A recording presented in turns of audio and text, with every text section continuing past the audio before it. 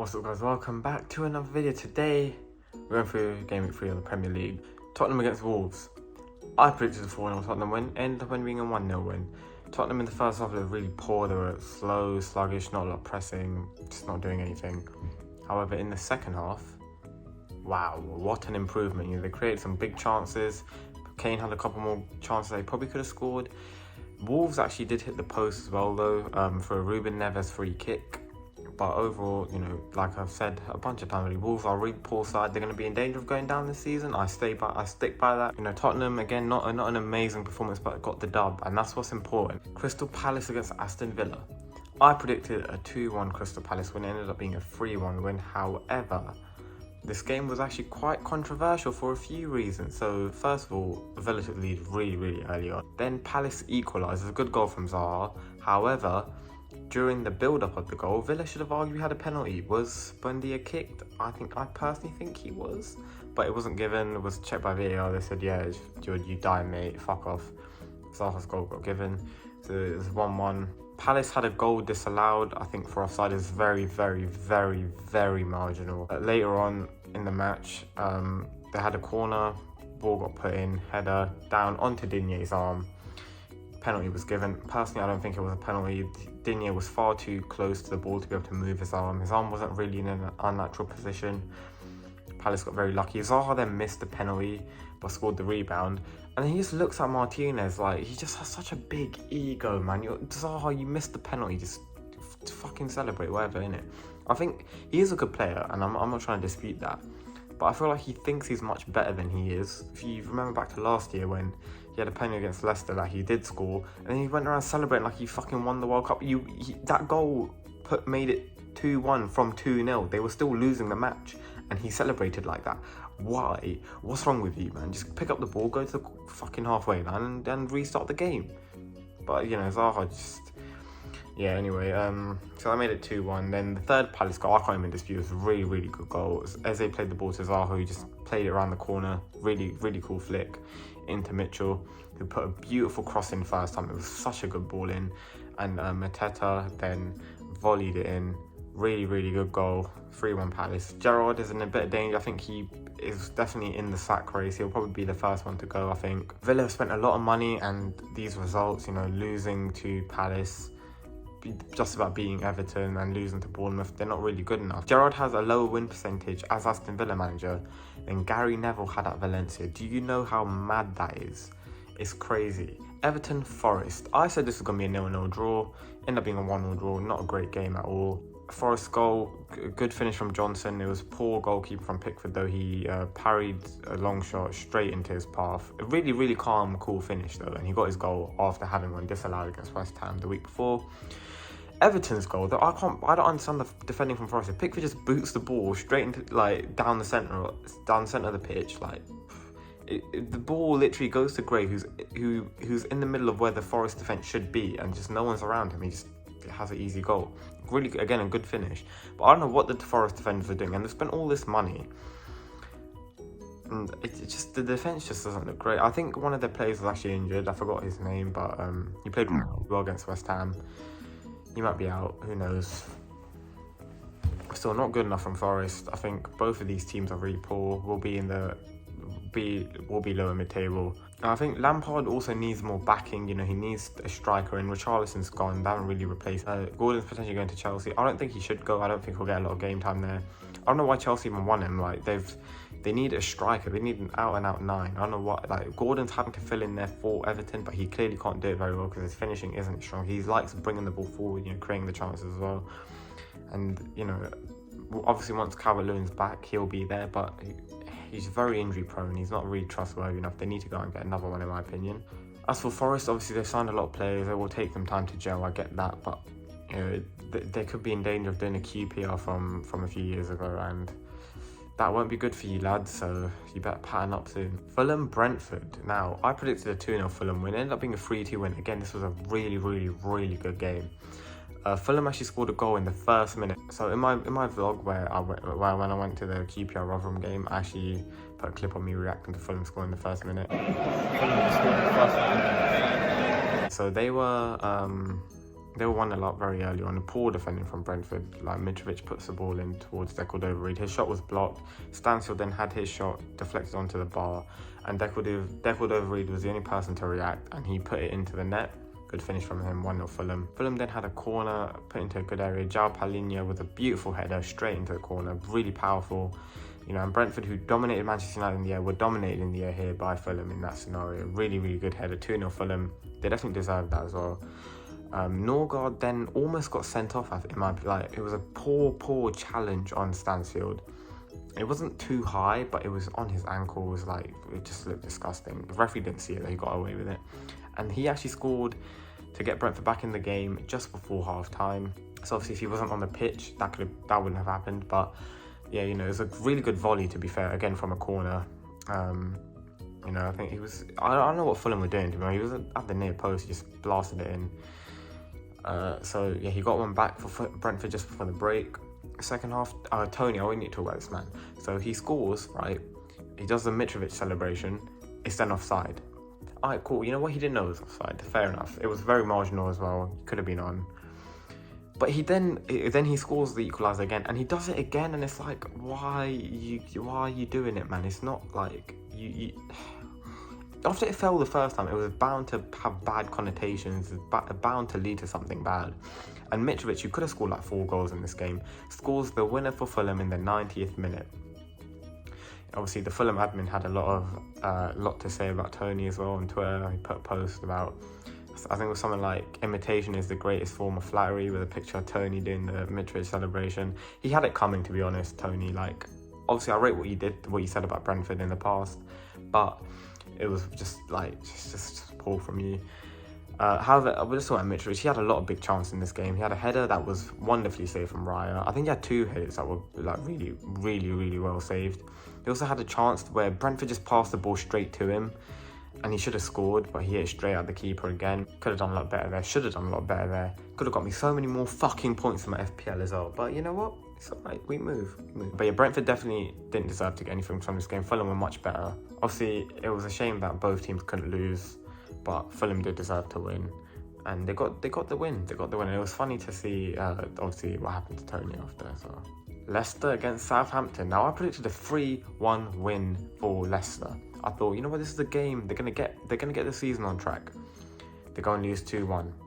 Like, this team is in real trouble. If I was a Leicester fan, I'd be worried. If Fofana didn't play, I think he's still subject of a transfer to Chelsea. They're still trying to get him. Obviously, they probably do need him, but you know, as a professional football player, you cannot let that determine you playing for you. You have to still play, fam. You're contracted to the club. They're paying you big money to kick around the football.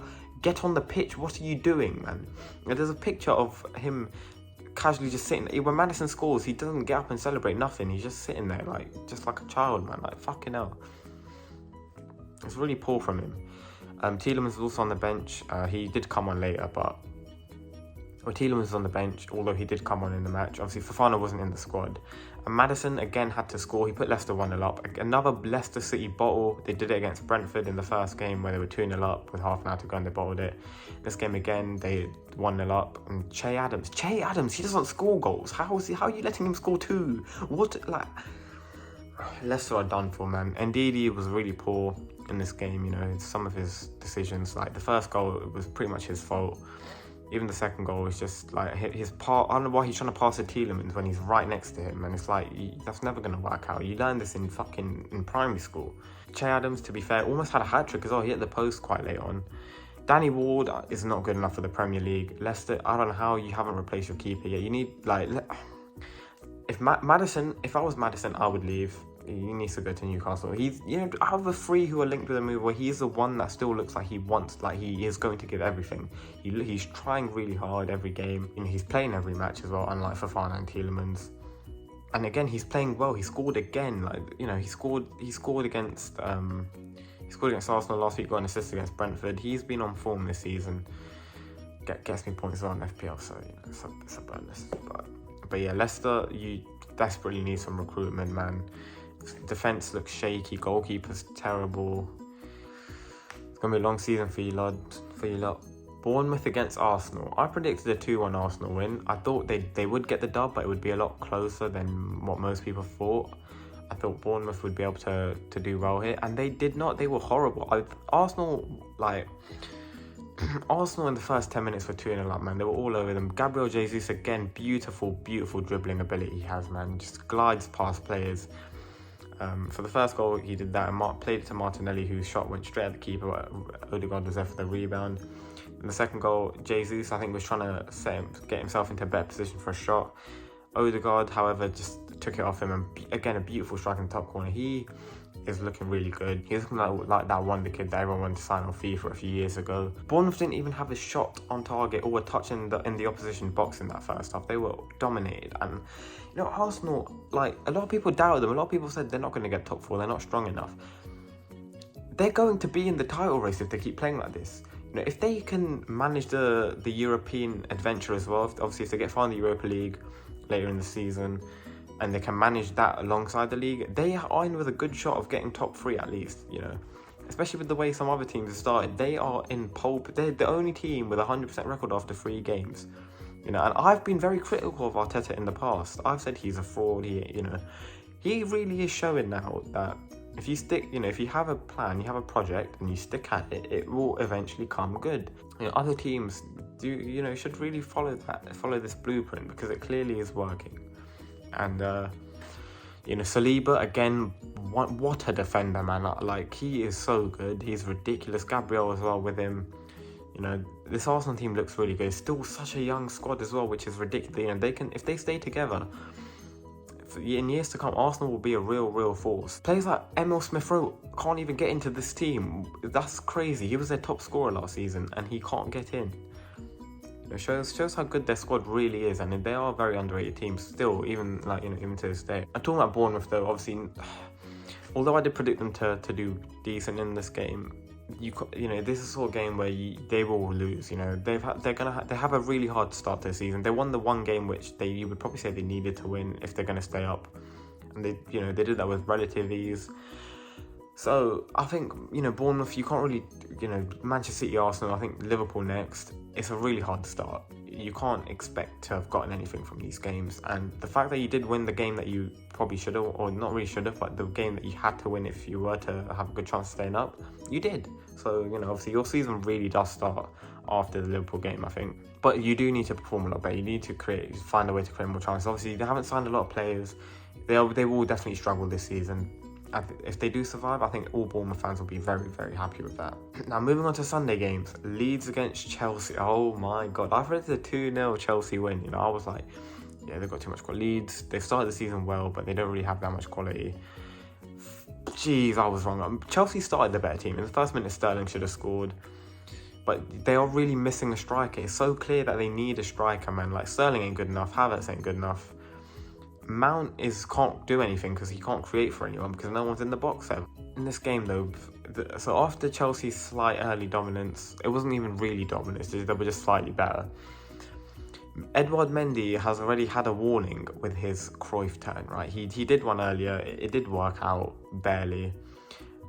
But he tries it again. Why is he doing it again? He fails it somehow, and then Aronson runs in, tackles him and scores. It was really poor from him. I don't know what he had so much time as well before Aronson closed him down. But he didn't do anything. So it's his own fault. Spent a lot of money on this Donny as well, and he's doing that. Not long after, Leeds had a free kick. I thought it was quite a lucky free kick. Sterling didn't really make a lot of contact with Rocker.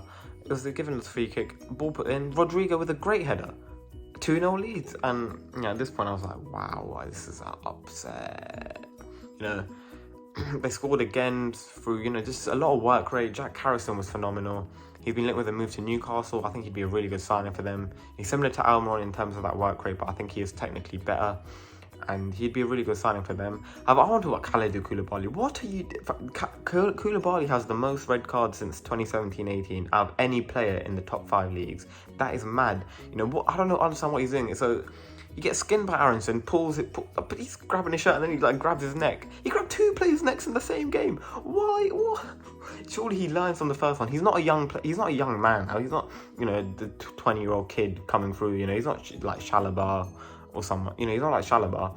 He's he's meant to be an experienced leader in that team now, and he's doing this. He got himself sent off. He's going to get a ban now. A blow for Chelsea. They really need to go and sign for Fana now. Overall, they just do not look good. Chelsea, you need to sign a striker, or you are in real trouble this season. You're not going to get top 4. And I predict them not to get top 4. I think they might even finish lower than 5th now. I think they might finish 6th or 7th. And we'll get on to teams who I think will challenge them in a bit. But West Ham, Brighton. I predicted a 1-1 draw here. Ended up being 2-0 Brighton. Can't really say too much about this game. It was pretty even. I think Brighton only had 2 shots on target. Very unlike them. Usually they create a lot of chances and can't score. However, this time they scored the only chance they did have. They get quite a lucky penalty. I thought it was just outside the box. However, it was given as a penalty. It was borderline. It could have been. If it was on the line, it is given as a penalty. You could argue it was on the line. You could argue it was just before the line. So, good penalty from Gross. Really good second goal as well. Gross just picked it around the corner to Trossard, who took a couple of touches and just smashed it into the bottom corner. West Ham, though, didn't look great. They did have Conference League in midweek, but you can't really use that as an excuse now, man. Obviously, if that's going to be an issue, you need to get into the market, sign some more players, because the Conference League will go on for at minimum until December. If you're, that's providing they get knocked out in the group stage. If they go further than that, obviously it impacted them in the last stage of last season. I do want West Ham to do well, but they haven't started the season well. However, they have had quite a tricky start. Man City is obviously very difficult. Forest away for their first home game back in the Premier League. It was like Brentford against Arsenal last season. That would be the time Forest win that. They weren't very good in that game, Forest. West Ham should have won that. So they had a very positive performance there. They weren't great here, but I'm sure that their performances will improve. And now, the game of the season so far, Newcastle United against Manchester City. I predicted 1-1, ended up being 3-3.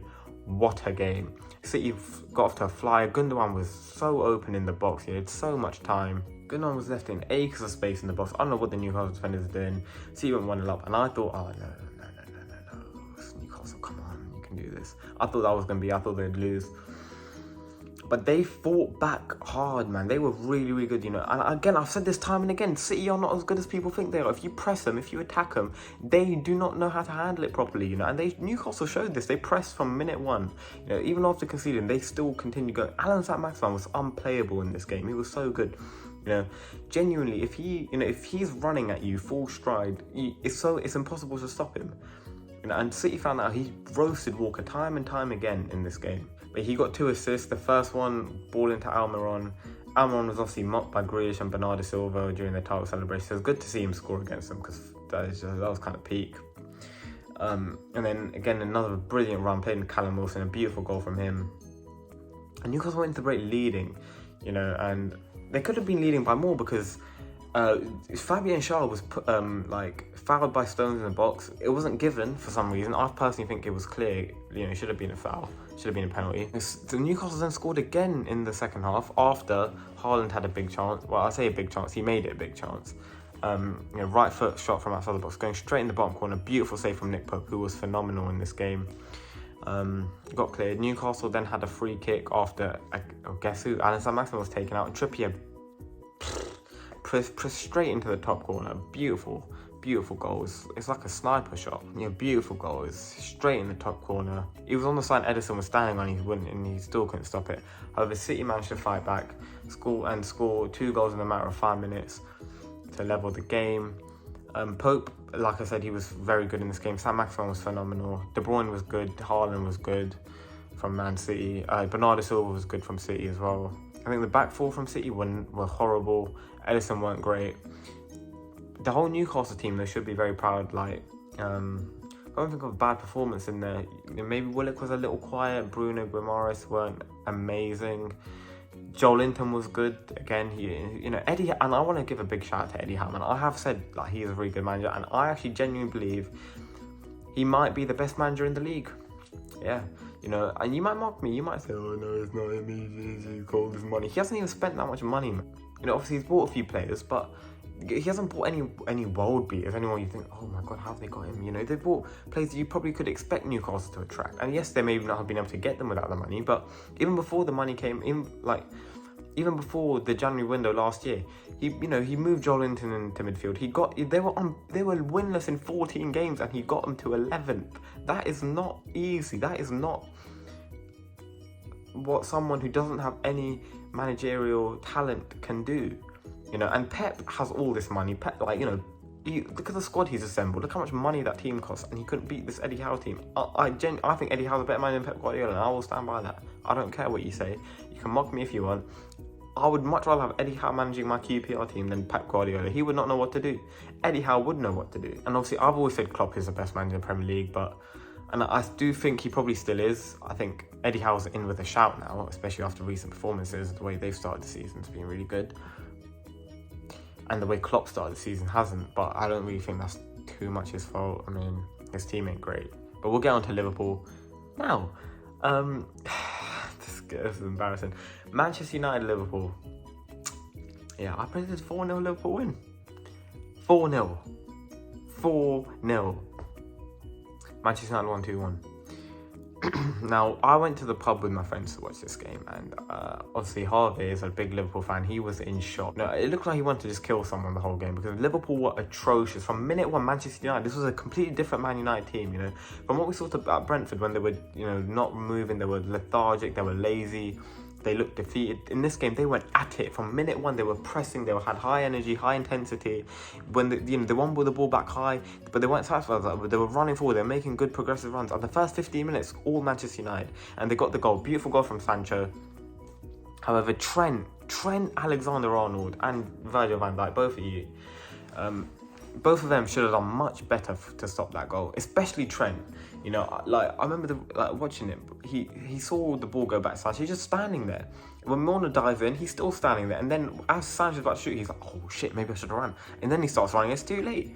You know, and Trent, time and time again in this game, just got cooked completely. You know, we were talking about Walker against Saint-Maximin. You know, it was worse than that in my opinion. Marcus Rashford, I called him washed in the last video. I was mocking him. I was like, he's shit. You should just retire. Like, he's showing shades of the old Rashford in this game. And he is still young, you know, probably was a bit premature. If I did say, I don't think I actually told him to retire, but if I did, then obviously that was a bit premature for me. But yeah, he looked like the old Rashford, you know. There was a chance where he just lobbed the ball with three defenders, Trent, Gomez, and I think it was Van Dijk as well. He volleyed it, almost went straight in the top corner. It would have been a ridiculous goal. But his goal was well taken. I personally thought it looked offside from the angles they gave us. I haven't actually seen it from like a side angle, but you know, it was given. It was a good finish. And Trent, I just want to say again, I've backed this man. I've said he should be England's number one. I've said that he isn't the defensive liability in the past. But the last few months, the way he ended last season and started this season, he is atrocious, man. Like, genuinely, his defensive ability is horrendous. I don't know what's happened. He used to be able to defend. I remember when he pocketed Sane in the Champions League when he was like 19 or something like that. You know, he pocketed Mbappe and Neymar in the same game. What has happened to this guy? His passing ain't even that good now. You know, there's genuinely no benefit to having him in your team. If I was Gareth Southgate, he would definitely not be my first choice. I'd put Reece James and Kyle Walker ahead of him. I'd even argue Kyle Walker-Peters deserves to be ahead of him, because Trent has started this season horribly. You know, he's lazy, he's looked slow, he's looked uninterested, he doesn't even look like he has the technical ability he had last season or in previous years. Liverpool are in trouble. Liverpool are behind Manchester United. Can you put all the fans on Twitter last 2 weeks have been mocking United, you know, and now they're above Liverpool. Like, Jesus. Can we all appreciate that Liverpool bench as well? Who on there could make a difference? The only one is Fabio Carvalho, and he has no Premier League experience. Why has Klopp decided? Actually, well, you know what? I said, why has Klopp decided to grab a bunch of kids and put them in the team? Because the ball don't back him.